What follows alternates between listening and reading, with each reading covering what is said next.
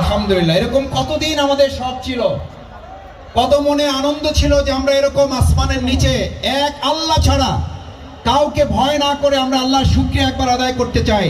আল্লাহ তাআলা দয়া করে এরকম একটা পরিবেশ দিয়েছেন।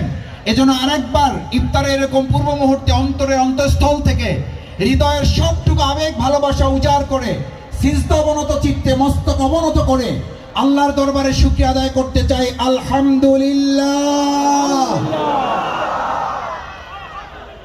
আমার সম্মানিত রোজাদার ভাই এবং বন্ধুগণ, আমাদের এরকম একটা আলহামদুলিল্লাহ বলারই প্রত্যাশা ছিল।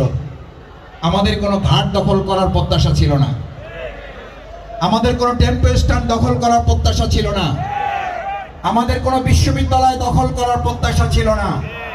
আমাদের দখল করার ইচ্ছা ছিল আমরা আল্লাহর দরবারে শুকরিয়া আদায় করব আর মানুষের মন হৃদয় দখল করব।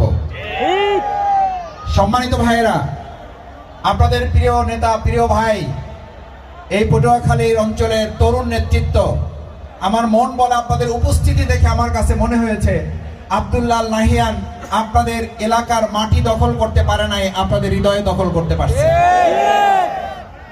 আমার মনে আছে আলহামদুলিল্লাহ আমরা সাহস করে মিজানুর রহমান আজহারি, বিশিষ্ট ইসলামিক আলোচক, আমাদের এই দক্ষিণ অঞ্চলে নিয়ে আসার অনেক প্রত্যাশা ছিল, অনেকে চেষ্টা করেছেন। আমরা সকলের চেষ্টার প্রতি কৃতজ্ঞতা জানাই। সকলে সহযোগিতা করেছেন, দোয়া করেছেন আমাদের জন্য, ভালোবাসা দিয়েছেন, অন্তরে অন্তঃস্থল থেকে আন্তরিকতা প্রদর্শন করেছেন।